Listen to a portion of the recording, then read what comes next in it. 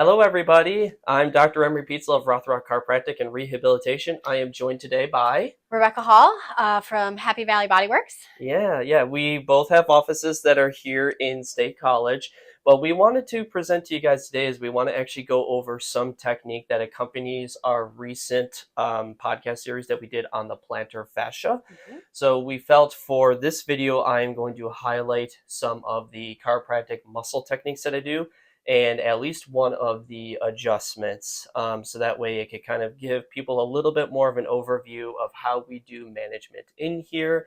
First of all, I want to thank you for being willing to volunteer and let us demo Absolutely. here. My pleasure. Are you ready to get started? I'm ready. All right. I'm going to have you lay on your back so you are face up. Head will go here, feet will go down that way. All right? It.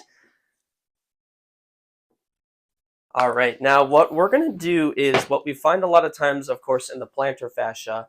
And if you go back and you watch the video, you're going to find that we talked a lot about having issues with too much of this plantar flexion, which that's the foot coming down this way. And show everybody, Rebecca, what dorsiflexion looks like. That's the feet coming up the other way.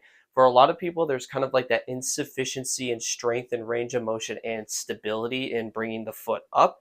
And we just kind of have this world that we live in where we're biased with the feet being pointed down, whether it's sleeping and the ankle likes to stay a little bit more drop down, or like walking where we get a little lazy through like, or insufficient through like our glute pulling through and powering us back. So we steal that power out of the calf, and that just creates this overpowering mechanism that overfavors the foot into being into plantar flexion. So part of the way to just kind of work through and coax down this plantar fascia is to actually use these thumbs of ours and dig into the tissue. But I don't like to just dig into it.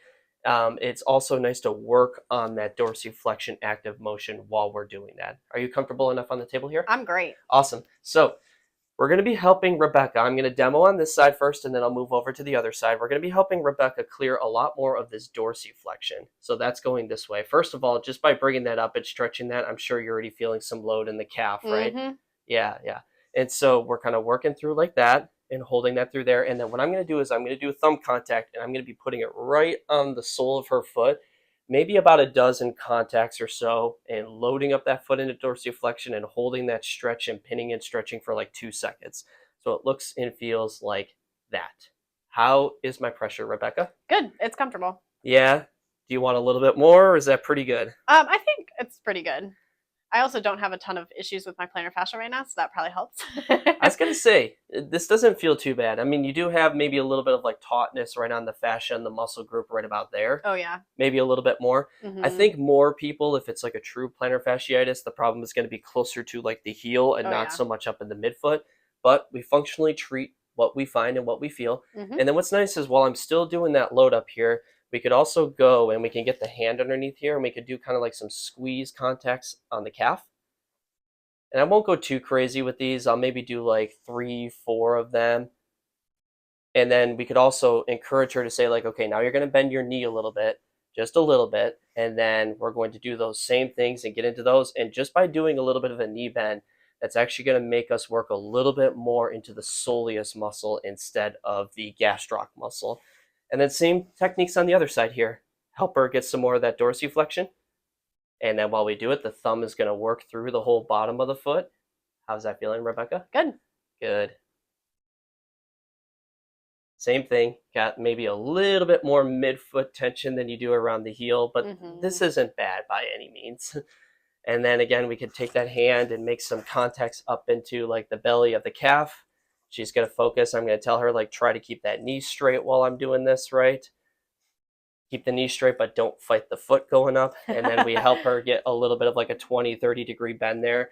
And then we kind of just work really close to kind of the back of the shin, because that's the soleus is the muscle that lives under the calf, right? We have an adage that the gastroc is all show, the soleus is all go, right? Like the soleus is the workhorse, the calf is just there to win the beauty pageant contest, right? All right, so that is kind of like the muscular side of things. Those are a handful of my favorite techniques to work on. Because we've already been harping on the importance of improving dorsiflexion, we have this thing that's called a toggle board. right? And what it is people are kind of familiar with chiropractic tables where at the midsection it can hike up and drop down. The adjustment happens when you get that momentum going, and it's that sudden stop, right? The sudden stop, basically, it's almost like the same reason why you whiplash your neck. Not that I'm saying we're whiplashing the feet or anything, but that's that go and sudden stop is what creates the joint momentum and movement to create the adjustment. So to help her get some more dorsiflexion, what we're going to do is we're going to set up the toggle board on the table here, and then we're going to hike this up and end up dropping it down. So that's that sudden go and stop. But what we'll do is we're going to take her foot and ankle, and we're going to pull it up into some dorsiflexion and spin it out a little bit. And then from here, just a little bit of a shove down and drop. And so what that's taking advantage of is loading up all that stretch. How's that feel, by the way? Good, comfortable. Good. And that's loading up that whole joint into that dorsiflexion and getting that go with sudden stop. But what ends up happening at that ankle joint as well too is as it's going into dorsiflexion, you have like this roll and slide mechanism going. So that's why as we're pushing down on the foot, it's helping you to get more of that slide back. So that way it makes it easier to roll. And hopefully we can maybe test a little bit afterward here. Yeah, a little more flexible on your dorsiflexion after all of that. Let me kind of show the adjustments over here on the other side here. Same kind of thing. It's kind of a setup here. Get the ankle loaded up like that. Relax and just a little snap and go. I don't want you to walk out of here feeling like you're walking crooked because I didn't do some on both. Appreciate that. Yeah, and it would be like 4 or 5 drops per side there. So, all right. Can you sit up for me here then, right? Absolutely. All right. Well, we hope that was informative and helpful. Just kind of a quick demo of some pinning and stretching, how to get out after the plantar fascia, gastroc and soleus, and the dorsiflexion adjustment with the toggle board. Yeah. How did that all feel, Rebecca? Good. My ankles honestly feel much more mobile. I have a lot of plantar flexion, and I know that. So it actually was really helpful for me. Yeah, maybe you're good to go run a 5K with no training now, right? Ooh, probably not. Don't encourage that because if you go from 0 to 62 quickly, that's typically going to be something that inflames up that plantar fascia, and then that's when people usually have to come see us. So again, we want to thank Rebecca Hall for joining us here. But from Rothrock Chiropractic and Rehabilitation, I am Dr. Emery Pitcel. Thanks for tuning in for this video. If you find it helpful, share it with other people, subscribe. But otherwise, we will talk to you guys again soon. Thank you.